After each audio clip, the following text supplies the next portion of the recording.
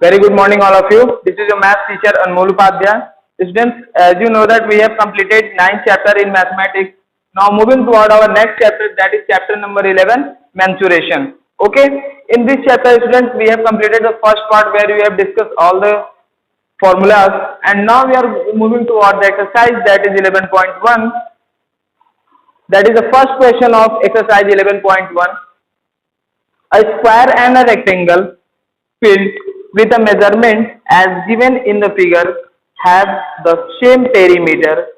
Full stop. Find the area which is larger.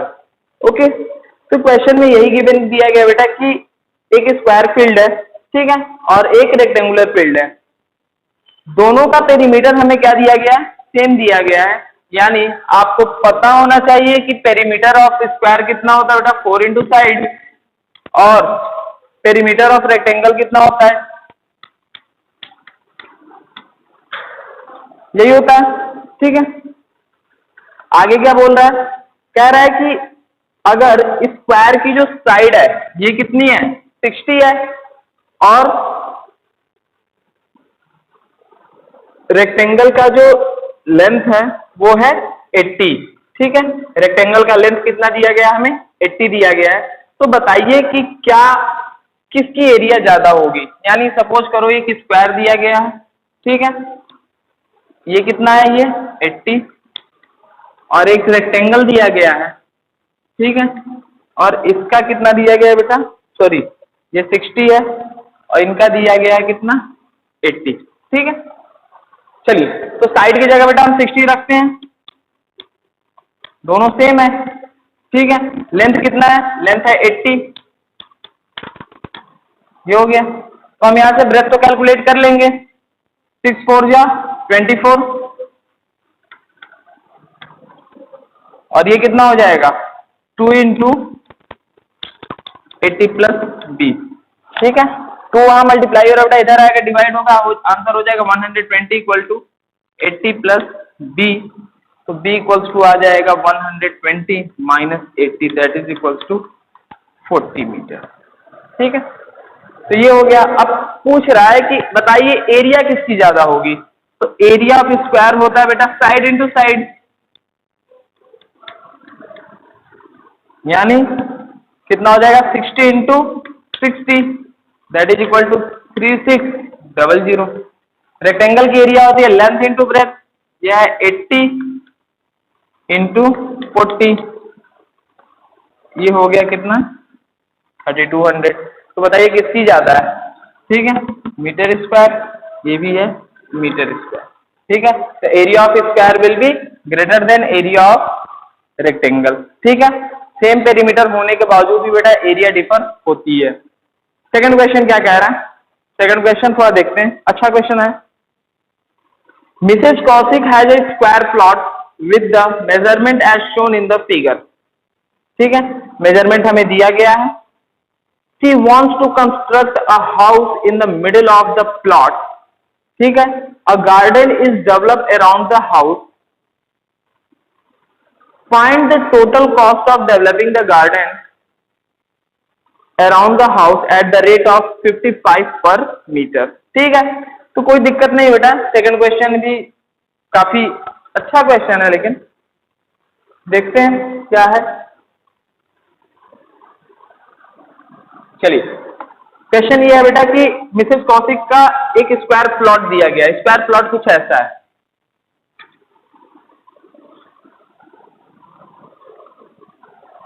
ठीक है, ये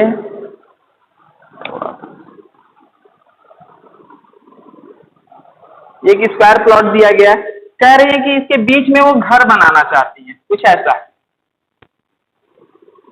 ठीक।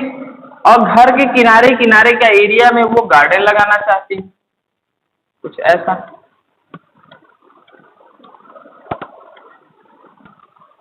ठीक है। इस तरीके से वो गार्डनिंग करना चाहती है। तो बता रहा है बेटा कि जो स्क्वायर का प्लॉट दिया गया था, इसकी लेंथ कितनी है, 25 मीटर, और इधर भी लेंथ कितनी है, 25 मीटर, लेकिन जो इनका हाउस है बेटा वो रेक्टेंगुलर है, ये दिया गया है 20 और ये कितना दिया गया है बेटा 15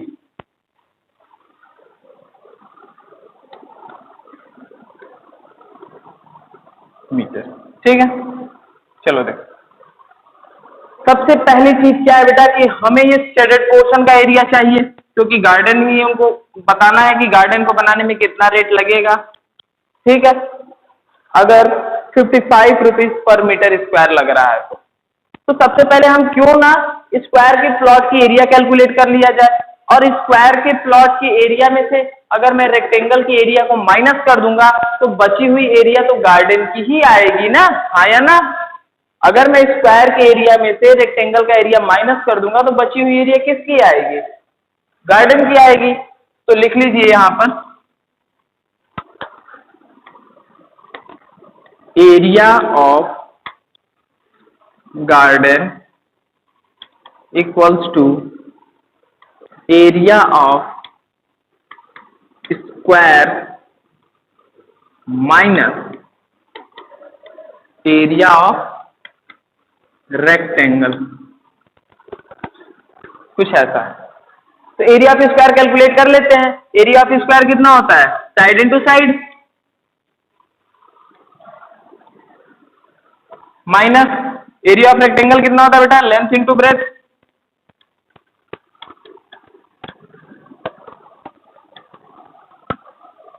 साइड कितना दिया गया 25, 25 इंटू 25 माइनस लेंथ और ब्रेथ कितना दिया गया बेटा, लेंथ है 20 और ब्रेथ है 15। ठीक है, 25 इंटू 25 करोगे तो आएगा बेटा 625 मीटर स्क्वायर, माइनस इनको मल्टीप्लाई करोगे तो आएगा कितना 15 टू 30, माइनस करने पे कितना आएगा, माइनस करने पे आएगा 325 मीटर स्क्वायर, यही तो आएगा, आया ना।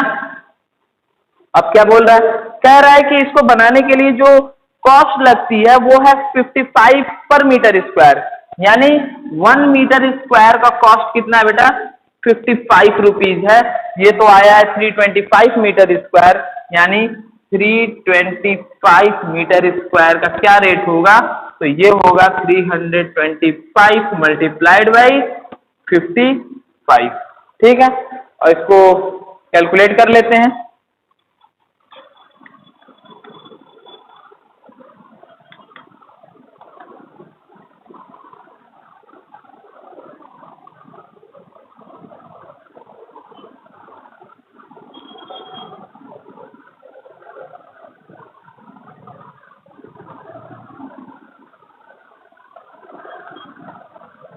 आ रहा है बेटा 17,875, यानी 17,875 आ रहा है इसका आंसर।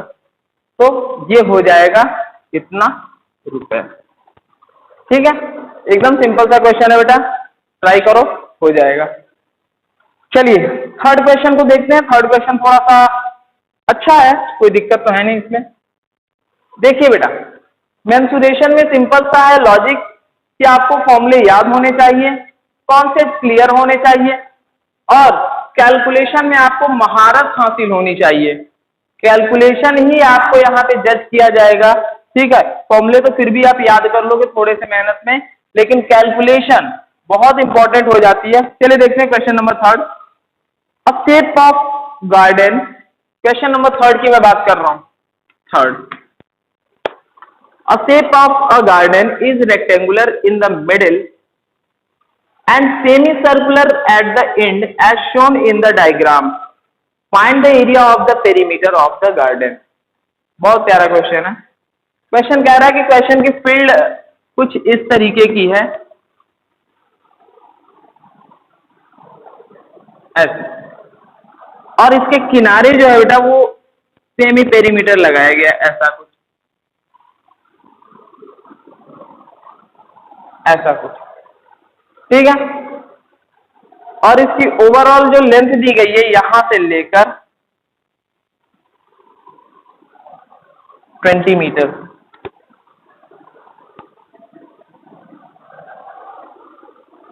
और ये दिया गया है कितना, 7 मीटर। ठीक है, 20 मीटर दिया गया है और 7 मीटर दिया गया है। और कह रहा है बेटा find the area and perimeter, हमें दोनों चीजें कैलकुलेट करनी है, find the area and perimeter. तो क्या इसमें अगर मुझे पेरीमीटर कैलकुलेट करना, सपोज करो पेरीमीटर इस फिगर का मुझे कैलकुलेट करना, तो मैं क्या करूंगा, मैं यही करूंगा ना कि एक छोर से मैं चलना शुरू करूं, ठीक है, और पूरे जो ग्राउंड है इसको मैं क्या करूं, कवर कर लूं, ठीक है। यानी यहां से अगर मैं चलना शुरू करता हूं और वापस ऐसे घूमकर यहीं आ जाऊं तो पेरीमीटर हो जाएगा, और उसके लिए हमें लेंथ मालूम होनी चाहिए। चलिए सबसे पहले हम लोग पेरीमीटर कैलकुलेट कर लेते हैं।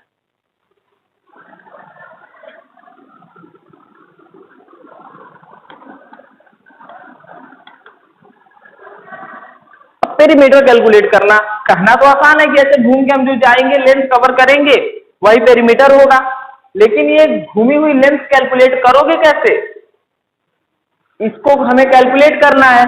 हमें पता है बेटा कि सर्कल जो होता है कुछ ऐसा होता है, और इसको कट कर दो तो सेमी सर्कल होता है। अगर पूरे सर्कल का सरकमफेरेंस जो होता है वो होता है 2 पाई आर। कितना होता है, 2 पाई आर। तो आधे का कितना होगा, आधे का बेटा होगा पाई आर, आगे का कितना होगा पाई आर, और इस आधे का भी कितना होगा पाई आर, दोनों मिलके बनेंगे 2 पाई आर। तो इसका जो पेरीमीटर होगा बेटा वो कितना होगा पाई आर। ठीक, तो पेरीमीटर हम लोग मान लीजिए ये ABCD है, ABC और ये D।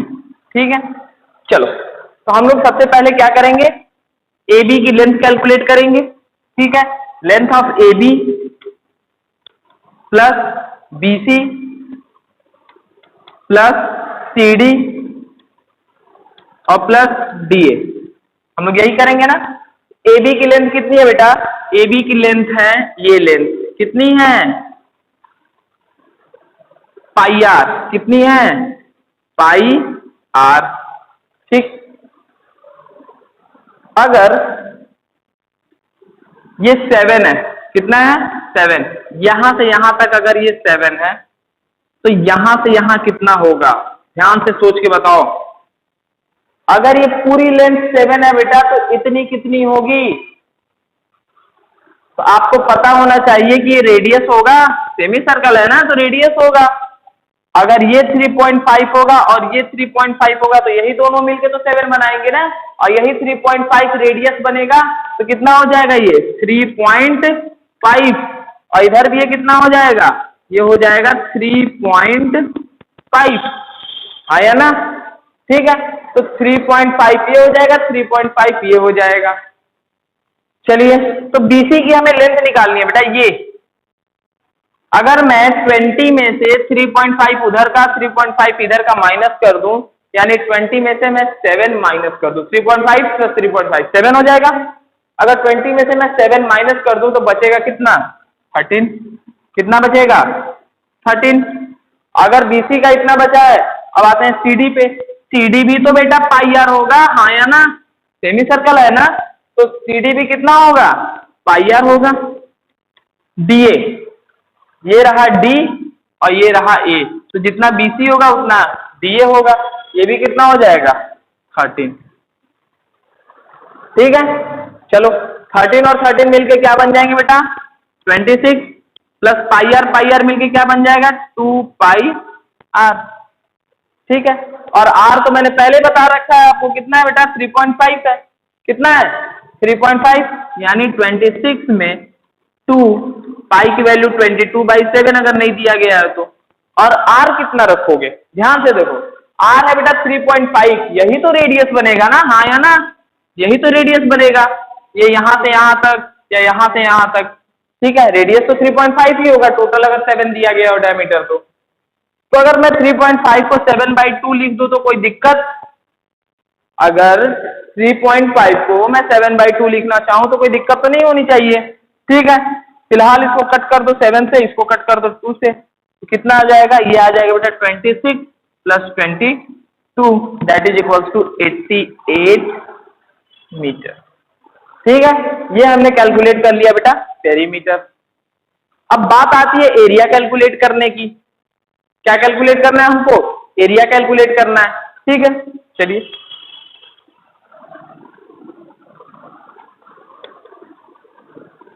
एरिया। तो एरिया देखो, एक तो पहला ये हाफ सर्कल, दूसरा ये रेक्टेंगल और तीसरा ये हाफ सर्कल, है कि नहीं?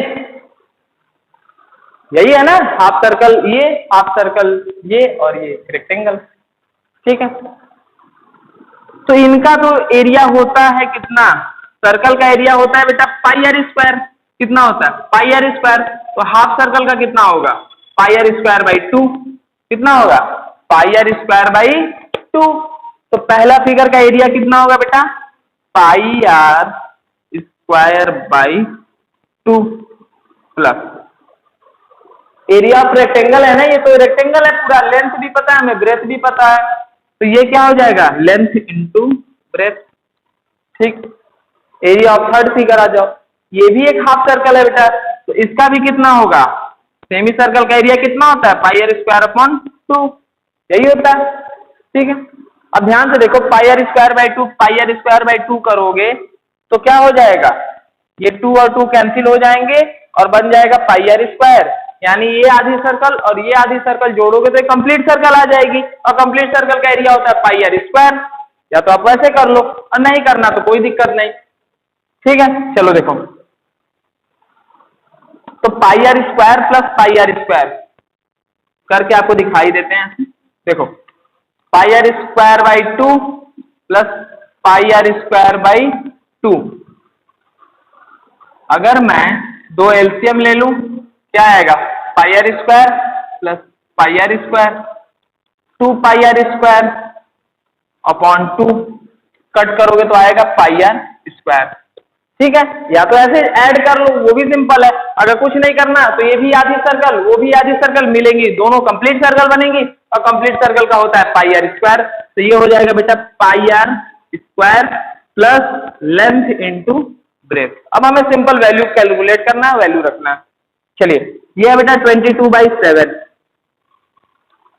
आर कितना होगा? आर होगा 3.5। ठीक है, और 3.5 को हम लोग लिखते हैं 7/2। आर स्क्वायर है तो फिर से 7/2, एक तो ये हो गया, प्लस लेंथ कितना है बेटा? लेंथ निकाला था मैं 13। कितना निकाला था? 13 निकाला था ना। ये देखो बीसी की लेंथ कितनी निकाली थी? 13 निकाली थी। ठीक है, तो ये हो जाएगा 13, और ब्रेथ है जो विड्थ दी गई है वो कितनी है? 7 है, ये तो वहीं दे दी गई है बाहर। ये हो जाएगा कितना? 7। ठीक है, चलो देखो, 7 से 7 कट कर दें, 2 से 2 कट कर दें, कितना आ जाएगा बेटा? 11 7 जा 77 अपॉन में 2, 77 अपॉन 2, और ये कितना हो जाएगा? 13 7 जा 91। ठीक है, और इसको कैलकुलेट करोगे तो 2 3 जा 6, 1 और 7, 2 8 जा 16.5 प्लस 91।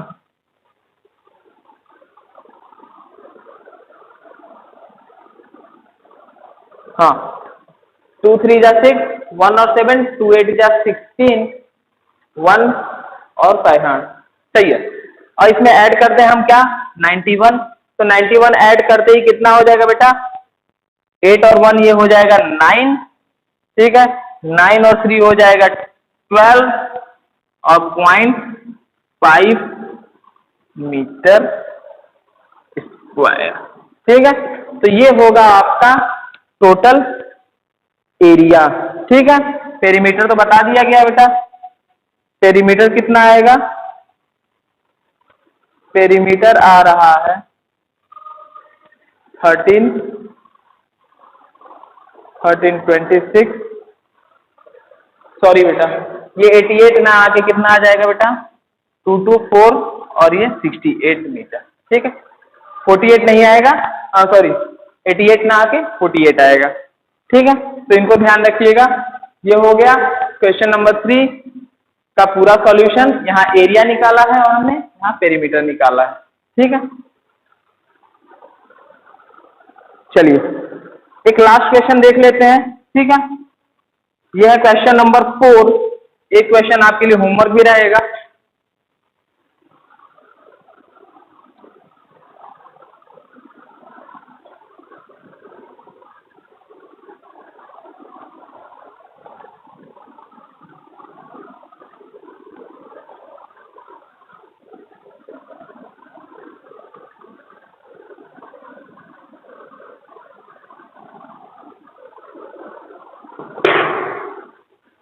चलिए, क्वेश्चन नंबर 4 क्या आ रहा है? A flooring tile has a shape of parallelogram whose base is 24 and the corresponding height is 10. How many such tiles are required to cover the floor of area 1080 meter square? If required, you can split the tile. चलिए, question बहुत प्यारा है। कह रहा है कि हमारे पास जो टाइल्स है वो कुछ पैरेललोग्राम के शेप की, ठीक है, जिसकी हाइट दी गई है 24, बेस दिया गया बेटा इनका 24 और हाइट दी गई है कितनी है? आई थिंक 10 ही है, ठीक है, हाँ 10 सेंटीमीटर है, ठीक है, सेंटीमीटर में दिया है। कह रहा है कि एक बड़े से एरिया में टाइल्स को लगाना है। मान लो एक बड़े से एरिया में टाइल्स को हमें फिट करना है, तो बताओ अगर उसकी एरिया भी दिया गया है, इसकी एरिया दिया गया बेटा 1080 मीटर स्क्वायर, चाहे जो भी हो, जैसा भी फील्ड हो, हमें नहीं मालूम कैसा फील्ड है, इतनी एरिया में इस टाइल्स को लगाना है, जरूरत पड़े तो तोड़ भी सकते हो टाइल्स को। तो बताओ कितनी टाइल्स इसमें लगेंगी? तो सबसे पहले चीज इस क्वेश्चन को देख के क्या समझ आता है? क्वेश्चन को समझ में आता है कि हमें दिया गया एरिया, इसमें हमें टाइल्स को फिट करना है, तो कुछ टाइल्स के नंबर आएंगे, हाँ या ना? आएंगे। अरे भाई एक बात बताओ, अगर इसकी एरिया मान लो इसकी एरिया मान लो 40 है और इसकी एरिया 5 है, तो तब तो तुम तुरंत बता ले जाओगे कि सर 8 टाइल्स लगेंगी। क्यों लगेंगी? क्योंकि 5 इसकी एरिया है, अगर इसी को 8 बार इस टाइल्स को लगा देंगे तो 40 की एरिया कवर कर देगा। पर इस बार एरिया 40 ना देके बेटा कितना दिया गया? 1080 मीटर स्क्वायर दिया गया है। और टाइल्स की एरिया कितना दिया गया है? कुछ लेंथ और ब्रेथ दे दी गई है इसकी, बेस और हाइट। तो क्यों ना हम लोग पैरेललोग्राम की एरिया को कैलकुलेट कर ले पहले, ठीक है। Firstly we calculate the, question number है आपका 4, ठीक है, क्वेश्चन नंबर 4 है, ठीक है। तो क्यों ना हम लोग एरिया ऑफ पैरेललोग्राम निकाल ले, या एरिया ऑफ टाइल्स जिसको कह रहे हो। क्या होगा? Base into height. बेस कितना बेटा? 24 है। ध्यान रखिएगा, हाइट मतलब ये नहीं होता, हाइट का एग्जैक्टली मतलब होता है परपेंडिकुलर डिस्टेंस, ठीक है। जो भी परपेंडिकुलर डिस्टेंस होगी उसे कहा जाएगा, ठीक है। तो ये हो गया 40 और हाइट है 10, कैलकुलेट करोगे तो आ गया 240 सेंटीमीटर स्क्वायर। क्या है? सेंटीमीटर स्क्वायर है। अगला फॉर्मूला, जब कभी भी तुमसे नंबर ऑफ टाइल्स पूछेगा तो फॉर्मूला याद रख लो, number of tiles equals to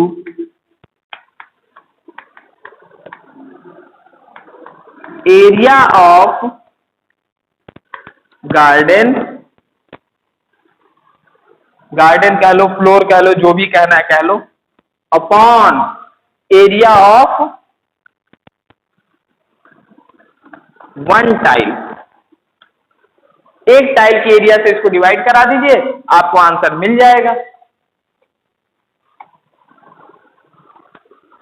चलो, तो एरिया ऑफ गार्डन है बेटा 1080 मीटर स्क्वायर, ध्यान से देखना। और एरिया ऑफ वन टाइल निकाल रहे हो, कह रहे हो कि ये है 240 सेंटीमीटर स्क्वायर। अब जाहिर सी बात है, मीटर स्क्वायर से सेंटीमीटर स्क्वायर तो कटेगा नहीं, तो हमें किसी ना किसी को तो चेंज करना ही पड़ेगा, या तो सेंटीमीटर को मीटर में बदल लो, या तो मीटर को सेंटीमीटर में बदल लो। तो हम लोग मीटर स्क्वायर को चेंज करना ज्यादा आसान समझते हैं, ठीक है। 1 मीटर में होता है बेटा 100 सेंटीमीटर, ठीक है। तो 1 मीटर स्क्वायर में कितना होगा? 100 × 100 सेंटीमीटर स्क्वायर, यानी 4 जीरो वाले नंबरों से मल्टीप्लाई कर दीजिए। अब ये बदल गया सेंटीमीटर स्क्वायर में, कट कर दो सेंटीमीटर से, एक जीरो से एक जीरो उड़ा डालो इसके, ठीक है। 24 के टेबल में कितनी बार में जाएगा?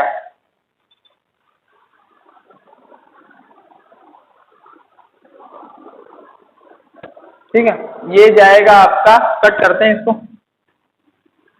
2 5 जा 10, 2 4 जा 8, 12, ठीक है।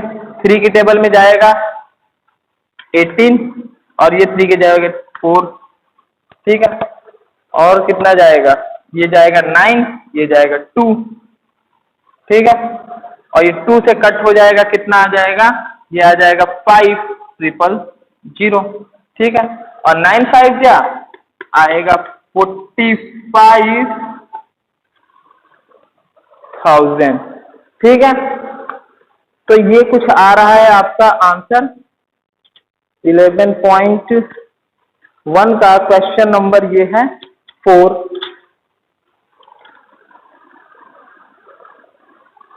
ठीक है। तो ये आ रहा है 45,000 टाइप, ठीक।